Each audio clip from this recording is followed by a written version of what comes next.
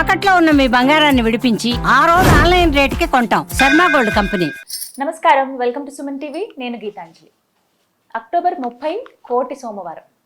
కార్తీక మాసంలో అత్యంత విశేషమైన పవిత్రమైన రోజుగా భావిస్తారు ఈ కోటి సోమవారం. అయితే సోమవారం రోజు రాలేదు, మరి కోటి సోమవారం అని ఎందుకన్నారు? ఆ రోజు విశేషం ఏంటి? అసలు ఎటువంటి పూజా విధానాన్ని పాటించాలి? ఎటువంటి నియమాలు ఉంటాయి? అత్యంత పుణ్యం సంపాదించుకోవాలంటే ఆ రోజున విశేషంగా పూజ చేయాలి అని అంటారు. వీటన్నిటి గురించి తెలుసుకుందాం. వివరించేందుకు ప్రస్తుతం మనతో పాటు ఉన్నారు. గత 15 సంవత్సరాలుగా 30,000కు పైగా జాతక పరిశీలన చేసినటువంటి అనుభవం కలిగినటువంటి ప్రముఖ జ్యోతిష్యులు బ్రహ్మశ్రీ నందిభట్ల శ్రీహరి శర్మ గురువు గారు ప్రస్తుతం మనతో పాటు ఉన్నారు. వారితో మాట్లాడదాం. గురుగారు నమస్కారం అండి. వాగర్థావివ సంపృక్తౌ వాగర్థ ప్రతిపత్తయే జగతః పితరౌ వందే పార్వతీ పరమేశ్వరౌ ఆదిత్యాయ చ సోమాయ మంగళాయ బుధాయ చ గురు శుక్ర శనిభ్యశ్చ రాహవే కేతవే నమః. శృంగేరి జగద్గురు పీఠాధిపతులకి, కంచి పీఠాధిపతులకి నమస్కారములు తెలియజేసుకుంటూ కార్యక్రమాన్ని ప్రారంభిద్దాం. గురుగారు, కోటి సోమవారం చాలా విశేషం అని అంటారండి. అయితే సోమవారం రోజు రాలేదు కదా, అదొక సందేహం నాకు. అసలు ఆ రోజు ఏంటండి ప్రత్యేకత? మనకు ఈ కోటి సోమవారాల గురించి ప్రత్యేకంగా కార్తీక మాసంలోనే వస్తుందమ్మా. అయితే అసలు శాస్త్ర ప్రకారము చెప్పాలి అంటే ఈ కార్తీక మాసము శివకేశవులకి సంబంధించిన మాసం. కేవలం ఈశ్వరుడే కాదమ్మా, ఇద్దరికి విష్ణువుకి సంబంధించినటువంటి మాసంగా కూడా మనం చెప్పుకోవాలి. కాబట్టి ఈ శివకేశవులకి అభేదం లేదు. ఇప్పుడు వైష్ణవ మతం శైవ మతం కొట్టుకుంటున్నారు, కానీ ఒకప్పుడు శివాయ విష్ణు రూపాయ శివరూపాయ విష్ణవే శివస్య హృదయం విష్ణు విష్ణోశ్చ హృదయం శివ. శివుడే విష్ణువు, విష్ణువే శివుడు, శివుడు హృదయంలో విష్ణువు, విష్ణు హృదయంలో శివుడు ఎల్లప్పుడూ ఉంటారు. ఇంకా మనకెందుకు ఇంకా అభేదం? కాబట్టి అందరినీ మనం పూజించాలి. కాకపోతే ఎవరికి ఇష్టదైవం అనే ఒకటి ఉంటుంది. శివుడు ఇష్టం ఉన్న వాళ్ళు ఎక్కువగా ప్రార్థన చేస్తారు, విష్ణువు ఉన్న వాళ్ళు ఎక్కువగా పూజిస్తారు. అది అయితే మనకు పురాణాల ప్రకారం చూసుకున్నట్లయితే కార్తీక మాసంలో శ్రవణ నక్షత్రం వచ్చినటువంటి రోజునే కోటి సోమవారము అని అన్నారు. 3 విధాలుగా కోటి సోమవారం అంటే ఉన్నది. వీక్షించేటువంటి సుమన్ టీవీ ప్రేక్షకులు కూడా తెలియజేస్తాను, ఇది చాలా అద్భుతమైనటువంటి విషయం అండి. ఎందుకంటే కార్తీక మాసము ప్రతిరోజు ఒక శుభముహూర్తమే, ప్రతిరోజు పుణ్యాన్ని సంపాదించుకునే రోజే. ఈ రోజు ఆ రోజు అని. అందుకని కార్తీక మాసం వచ్చిందంటే చాలా ప్రాంతాలలో కుల విచక్షణ లేకుండా అందరూ కూడా నియమాలు పాటించేవాళ్ళు ఒకప్పుడు. ఇప్పుడు కూడా పాటిస్తున్నారు, అన్ని కులాల్లో పాటిస్తున్నారమ్మా. చాలామంది దంపతులైనా దూరంగా ఉంటారు. ఆ మాసమంతా మాంసాహారాన్ని భుజించరు, మద్యపానం భుజించరు. ఇందులోంచి వచ్చిందే కదా అయ్యప్ప స్వామి ఆరాధన ఈ కార్తీక మాసంలో. కాబట్టి శివకేశవులకి సంబంధించిన పుత్రుడు కాబట్టి కార్తీక మాసంలోనే ఎక్కువగా మాల దీక్ష తీసుకుంటారు. అయితే ఈ కార్తీక మాసంలో శ్రవణ నక్షత్రం విష్ణు సంబంధించిన నక్షత్రం అమ్మ. ఎప్పుడైతే శ్రవణ నక్షత్రం ఉన్న రోజు ఉంటుందో అది కోటి సోమవారం అని అంటారు. స్కంద పురాణ ప్రకారము సప్తమి తిథి శ్రవణ నక్షత్రం కలిసి వస్తే ఆ రోజున కోటి సోమవారం అనేటువంటిది ఉంది. ఇంకా డీప్గా వెళితే సోమవారం అయ్యుండి ఆ సోమవారం సప్తమి తిథి అయ్యుండి ఆ సోమవారము సప్తమి తిథి కలిసి ఉన్న రోజున శ్రవణ నక్షత్రం కూడా ఉంటే అది కూడా కోటి సోమవారం అని అంటారు. ఈ 3 కలిసినటువంటిది మాత్రం చాలా రేరుగా వస్తుందమ్మా. ఎంతో 2-3 సంవత్సరాల కిందట వచ్చినవచ్చు, మళ్ళీ అటువంటిది రోజు రాలేదు. కానీ ఏది ఏమైనప్పటికీ కూడా శ్రవణ నక్షత్రం ఉన్నటువంటి రోజున కోటి సోమవారము వ్రతం అనేది మనకు శాస్త్రంలో చెప్పబడి ఉంది. అయితే పురాణాల్లో మాత్రమే చెప్పబడింది, ఇక్కడ పండుగల విధానంలో చెప్పబడలేదు, ఆచరణలో భాగంగా. ఈ రోజున ప్రధానంగా మరొక 2 విశేషాలు ఉన్నాయి. కార్తవీర్యార్జున జయంతి కూడా ఈ రోజు, పైగా గోపాష్టమి అని అంటారు.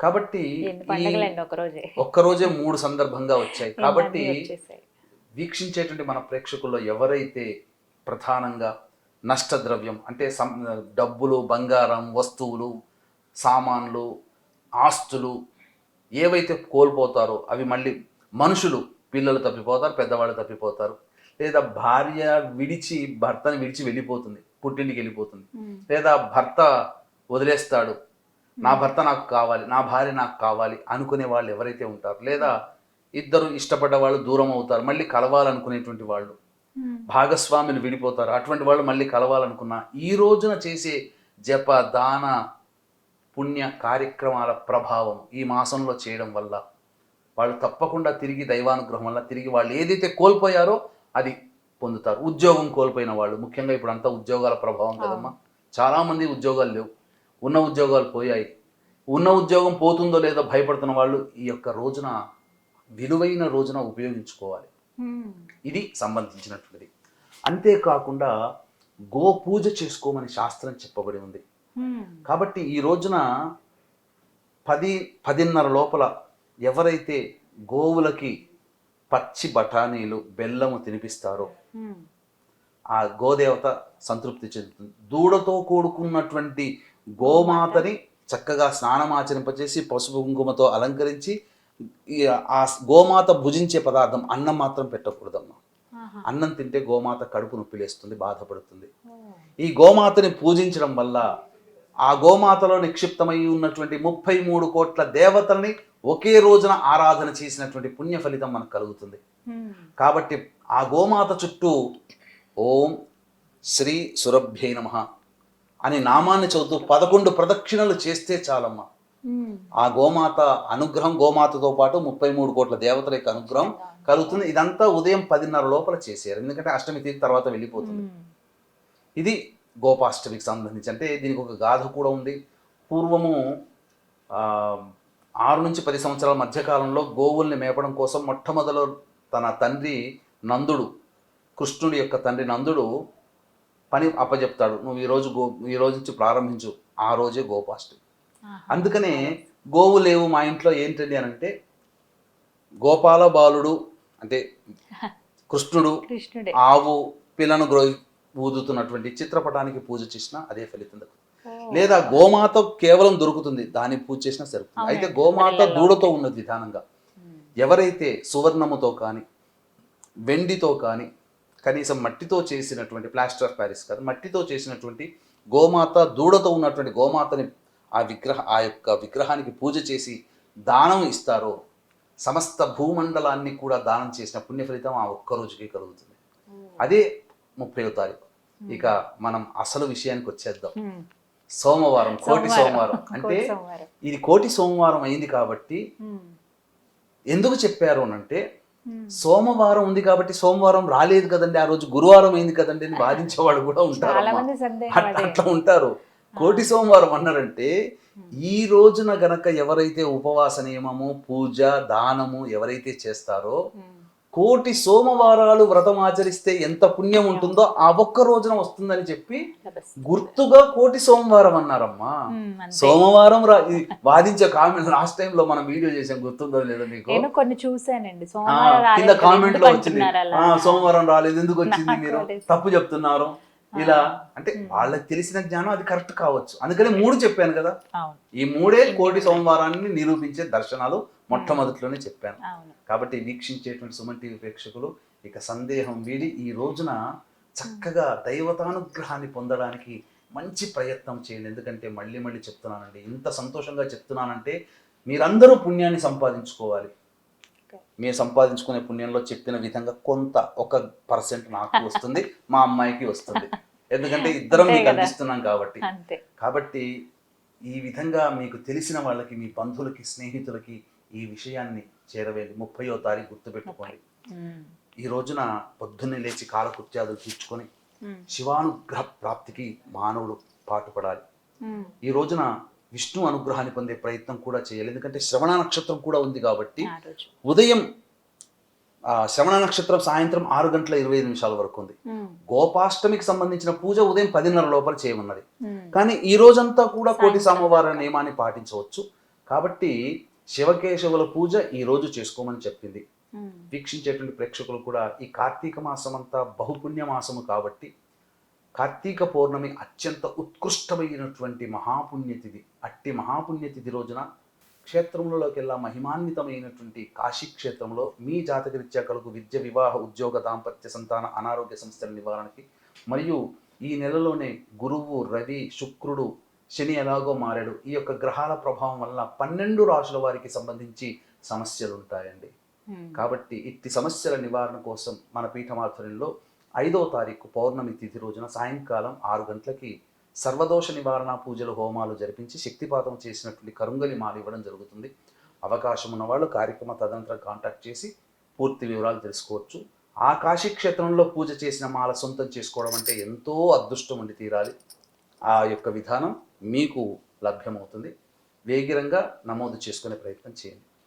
ఇక పూజ ఆ రోజున పొద్దున్నే లేచి కాలకృత్యాదులు తీర్చుకొని తలంటు స్నానం ఆచరించి సూర్యోదయం లోపల అనగా శివారాధన చేసేయాలమ్మా.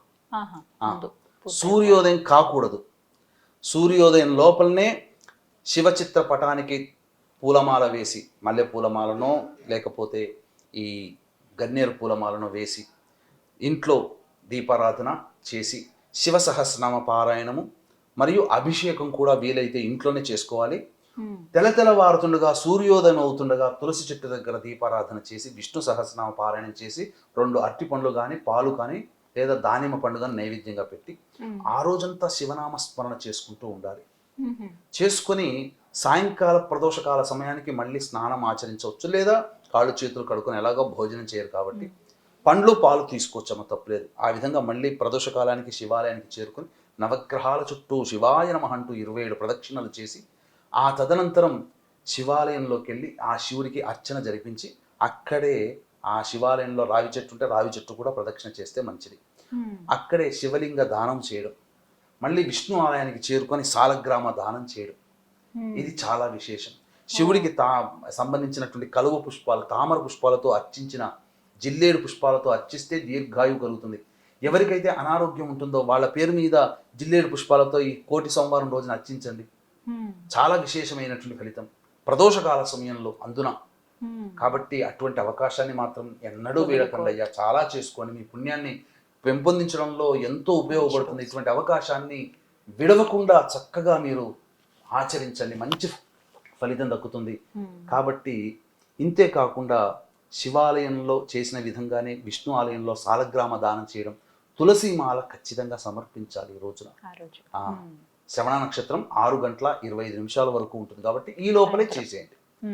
6 గంటల 25 నిమిషాల లోపల విష్ణు ఆలయానికి చేరుకోవడం, తదనంతరం శివాలయానికి చేరుకోవడం. ప్రదోషకాలం ఇంకా ఉంటుంది, 7:30 వరకు ఉంటుంది.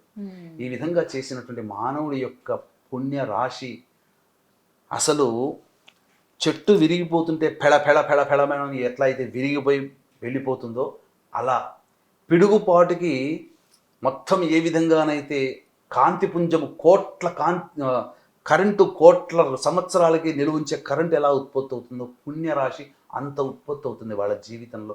వాళ్ళ పాప పుణ్యాలు ఆ రోజున చేసే పాపము అలాగే పెరుగుతుంది, పుణ్యము అలాగే పెరుగుతుంది. కాబట్టి ఇటువంటి అవకాశాన్ని అస్సలు మిస్ చేసుకోకండి. మళ్ళీ మళ్ళీ చెప్తున్నాను, చక్కగా చేసుకునే ప్రయత్నం చేయండి.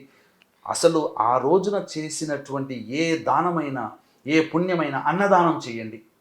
ఉపవాసం అంటే కటిక ఉపవాసం ఉండాల్సిన పని లేదు. పండ్లు పాలు ఇతర పదార్థాలు అంటే ఉడికించిన పదార్థాలు తీసుకోకూడదు, వేయించిన పదార్థాలు తీసుకోకూడదు. పండ్లు పాలతో శరీరాన్ని నిలుపుకోవచ్చమ్మా, అవుతుంది.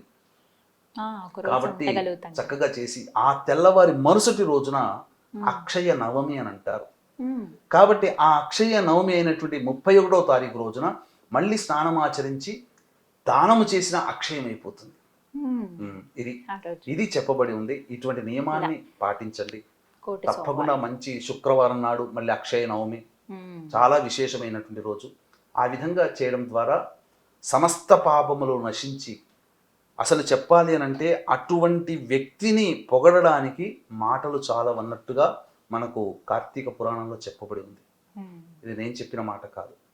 ఇంకా మీకు అవకాశం ఉంది, ఇంకా మీరు చేసుకున్నతో పాటుగా ఇంకా శివానుగ్రహం కావాలంటే ఎలాగో కార్తీక పౌర్ణమి రోజున కాశీక్షేత్రంలో జరపబడేటువంటి సర్వదోష నివారణ పూజల హోమాలు సాయంకాలం 6 గంటలకు ప్రారంభమవుతుంది. కాబట్టి 5 గంటల లోపల మీ గోత్రనామాలను నమోదు చేసుకోవచ్చు. చక్కగా వివరించారండి. కోటి సోమవారం ఈ విధంగా పూజ చేసుకోమంటారు. చాలా పుణ్యమైన రోజు. ధన్యవాదాలు గురువుగారు. సర్వం శ్రీ ఉమామహేశ్వర పరబ్రహ్మార్పణమస్తు.